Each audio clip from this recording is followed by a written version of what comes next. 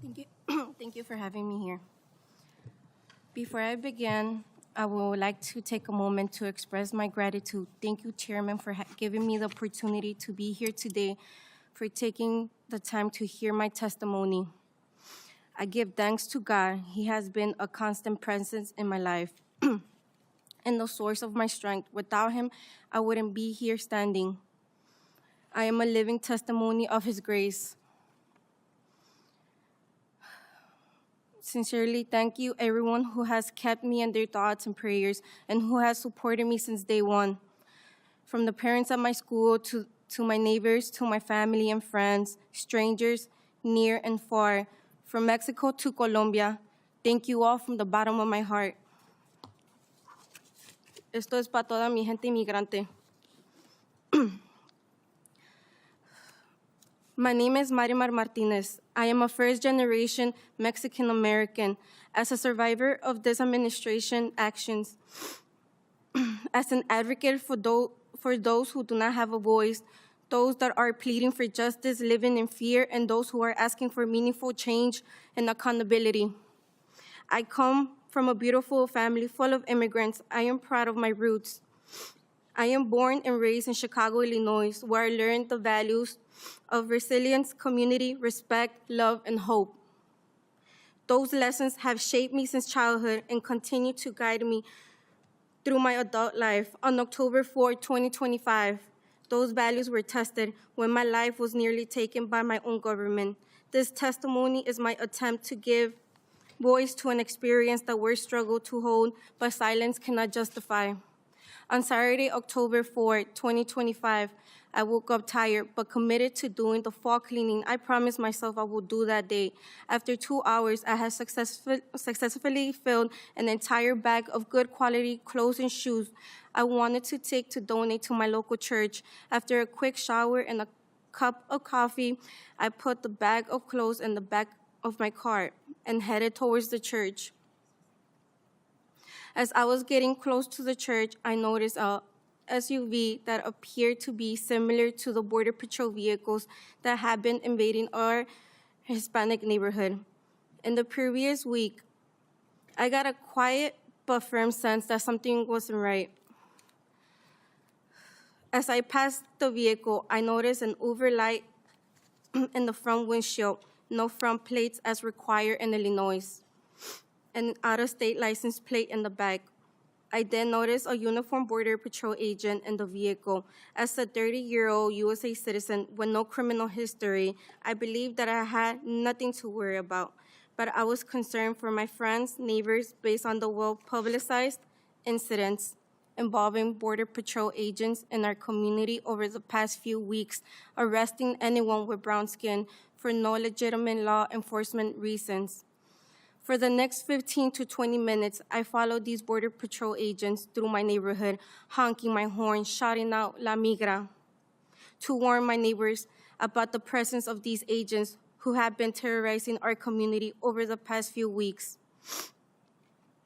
As I did this, my neighbors started standing on the porches and sidewalks, joined in on this spontaneous life alert system and began setting off their car alarms to warn other neighbors. As the Border Patrol vehicle turned on Kedzie Avenue, I continued to beat my horn and warn my community. As we approached the intersection of 39th and Kedzie, my vehicle was 2 to 3 feet to the left of the Border Patrol vehicle. He started to swerve into my lane as he was driving. I made eye contact with the driver of the Border Patrol vehicle and watched as he turned the steering wheel once again to his left and sideswept my vehicle. I immediately froze, slammed on the brakes, and stopped my car. The Border Patrol vehicle stopped just 1 to 2 car lengths ahead of me. It seemed like time stopped. I knew from watching the news coverage of other Border Patrol encounters in Chicago that I was in danger. I watched the vehicle of Border Patrol agent killing Silverio Villegas Gonzalez just 3 weeks prior. I knew I had to get to safety before I was dragged from my car and likely beaten or killed. I drove forward and went around the Border Patrol agents, who jumped out of his car and pointed his gun at me. I moved to the far left lane, striking the curb on the far left side of Ketsi. The next thing I knew, I felt a burning sensation in my arms, legs, and that I had been shot by pepper balls, which I also seen these agents fire at people in our community. As I continued to drive past the Border Patrol agents, I could hear my back passenger window shatter, and I felt bullets continue to pierce my body. As I attempted to drive to a safe location, I began to feel lightheaded. I looked down and I noticed blood gushing out of my arms and legs, and I realized I'd been shot multiple times. As I became lightheaded, I became worried I would pass out and endanger other drivers on the road. I managed to drive a mile from where the incident happened, and I pulled into a parking lot of a mechanic shop, and I called 911. I told the 911 operator that Border Patrol agents had just shot me and I needed help. I recall some of the workers from the shop sitting me down in a chair as I was waiting for help, but I was losing this battle. I saw my life flash before me and slowly began to think this was the end for me. And before losing consciousness, the next thing I remember is the EMT putting me on a stretcher, taking me to the hospital.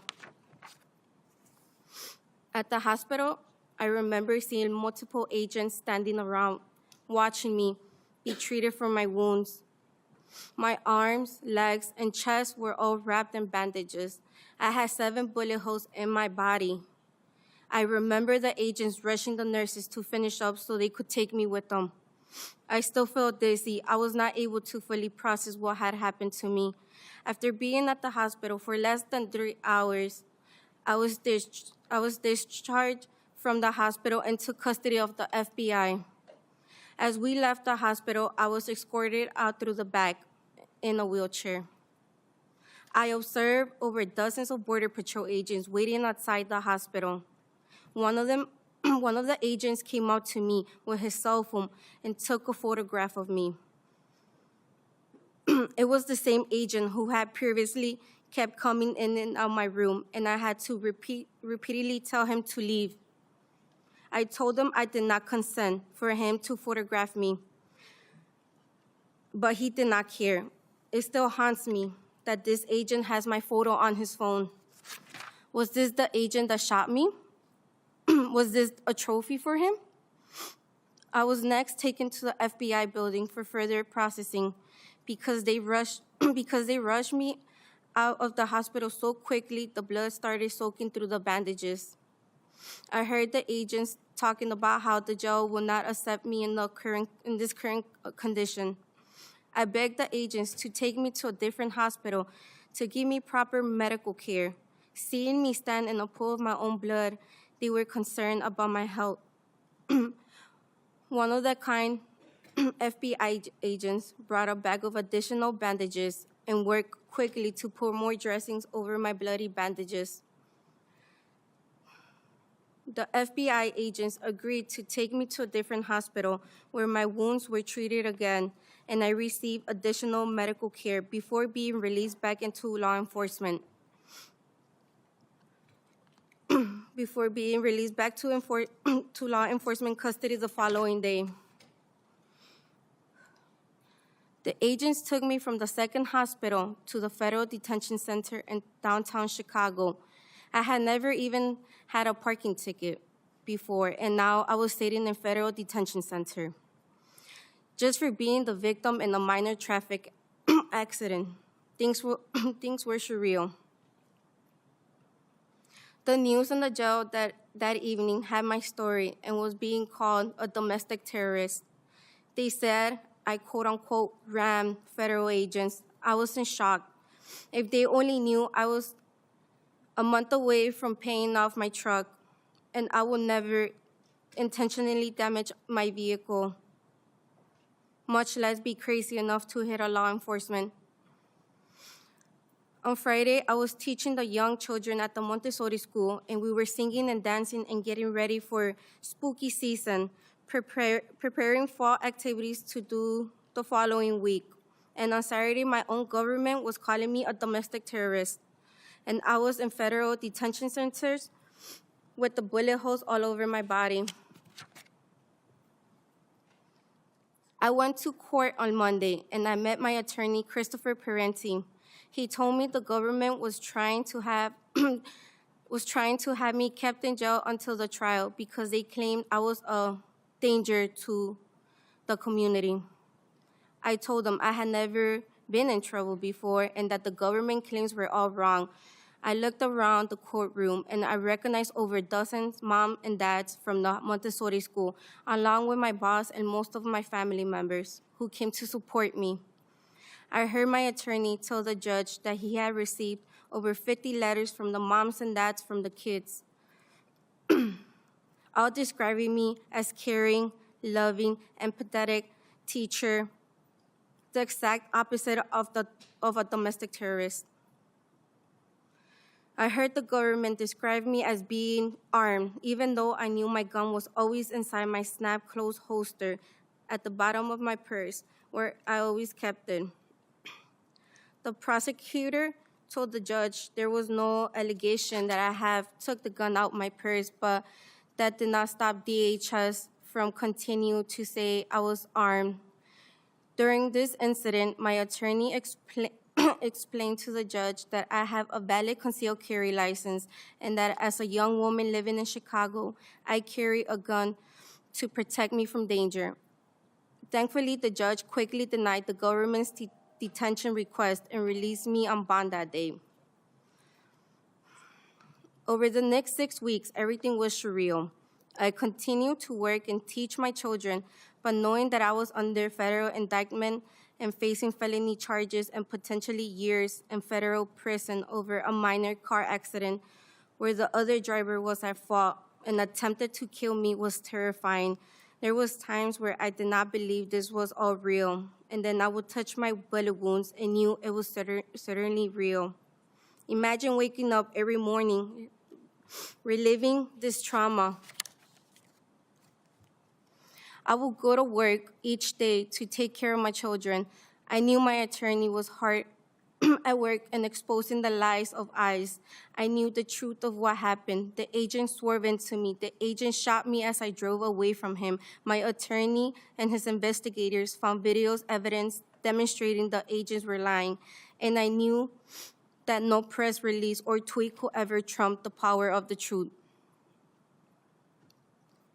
2 weeks before the government dismissed all the charges in my case, I sat in federal court and watched from 20 feet away as the Border Patrol agent who attempted to kill me testified at a hearing. Agent Charles Exum. Charles Exum, my attempted executioner, was Charles Exum. I hope the government does not consider my use of his name here to be considered doxing. But I think it is important now that the truth is out of this case is exposed, that people know his name, Charles Exum. Exum was in the courtroom testifying, attempting to weave a coherent story explaining why he took his vehicle that I allegedly rammed out of the secure FBI evidence garage and drove it back to Maine, where the Border Patrol on-site mechanic was ordered to buff out the damages of the vehicle. This was all done prior to me or my attorney having the ability to examine the vehicle. Because he did this, no expert witness will ever be able to prove that it was Exum who swerved into my vehicle. Watching Charles Exum testify made me sick to my stomach. I grew up revering law enforcement. Prior to this incident, I had great respect for local and federal law enforcement. I knew every day they put their lives on the lines to keep me safe, to keep the kids at my school safe. And I thought to keep everyone in our community safe. But seeing what ICE was doing in our community at this time changed my view of law enforcement. This administration has misled the American people by claiming it will focus on the quote-unquote worst of the worst, while their actions show otherwise. Evidence from these operations, including statements made under oath, reveals a pattern of misleading the public. The government told the people they were targeting the worst of the worst, but their actions demonstrated otherwise. They are not targeting the worst of the worst. They are targeting individuals who fit a certain profile, who simply have a certain accent, a non-white skin color, just like me. This raises serious concerns about fairness, discrimination, and abuse of authority. The lack of accountability for these actions is deeply troubling. We, the people, are tired of this misconduct and demand transparency and accountability. Seeing Charles Exum sit in federal courtroom and lie about what happened that day completely eroded all my trust in law enforcement. I know just because Exum is not telling the truth that I cannot hold that against all other law enforcement. But to be honest, I don't know if I will ever view law enforcement the same way again.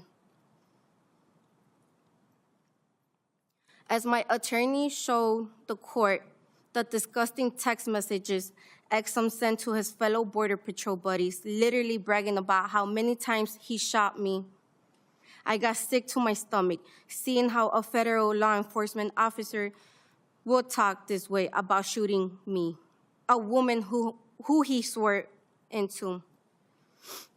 Was both eye-opening and heartbreaking. Thankfully, I survived Exum's attempted murder of me and was able to shine a light on his lies.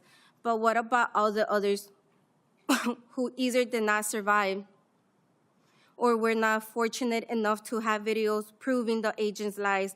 I know deep down this was God's purpose in having me survive Exum's 5 bullets. It was for this moment to happen so that the world could see these text messages, which were a window into the soul of the USA Border Patrol at this critical time in our country's history. 14 days after Exum was confronted with his own disgusting text messages, my attorney called me with the wonderful news that the government was dismissing all my charges against me. We showed up in court later that day, and some of the same parents from the Montessori school who came to support me at my arraignment were there again, this time with tears in their eyes as they heard Judge Alexakis tell me I was free to go and the charges were dismissed with prejudice. I have learned that surviving the physical wound was only the beginning of this long and painful journey. The real battle started after. In the weeks that followed, I thought I would feel great, but still struggle. I struggle with the memories of the day, the initial swerving into me by Agent Exum, the shots ringing out, and the burning sensation as the bullets ripped through my skin and body. The images of the puddles of blood dripping from my dressings, listening to FBI agents arguing about whether the jail will accept me in this condition. Later in federal prison, staring out through a small window looking out into Clark Street.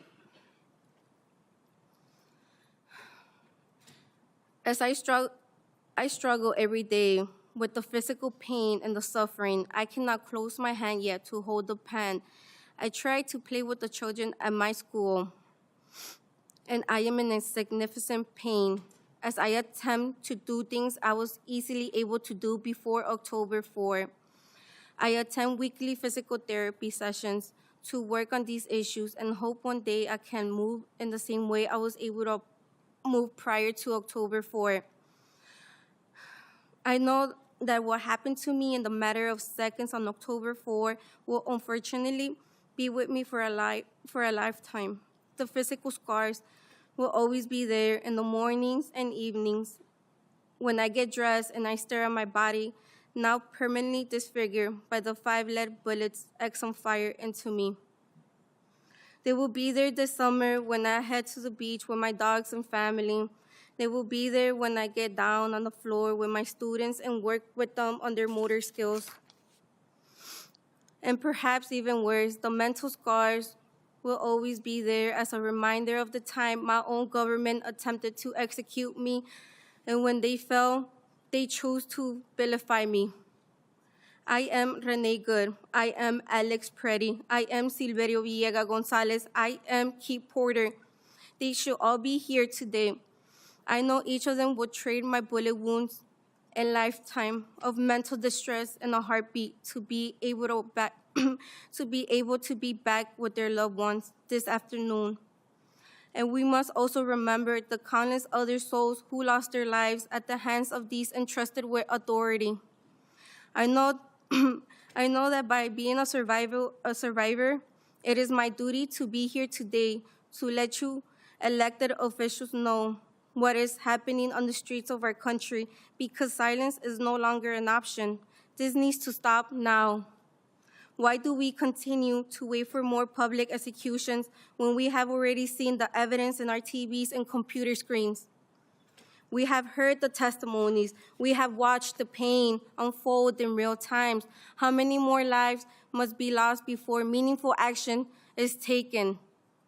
The United States is and will always be a country of immigrants, built by immigrants. We are a country of love and tolerance. This is the land of the free, the land of the opportunity, and the great nation that people around the world aspire to call home. And prior to this recent war on immigrants, we were a country where law enforcement acted lawfully and appropriately, with respect of all human life. I am happy to see people of different nationalities speak up. This is the spirit of love, unity, and courage. This will make America great. I am asking you today, pleading with you, to please help bring back the America I grew up loving and idolizing. In America, the values human dignity, protects life, and lives up to the ideals our founding fathers proudly proclaimed.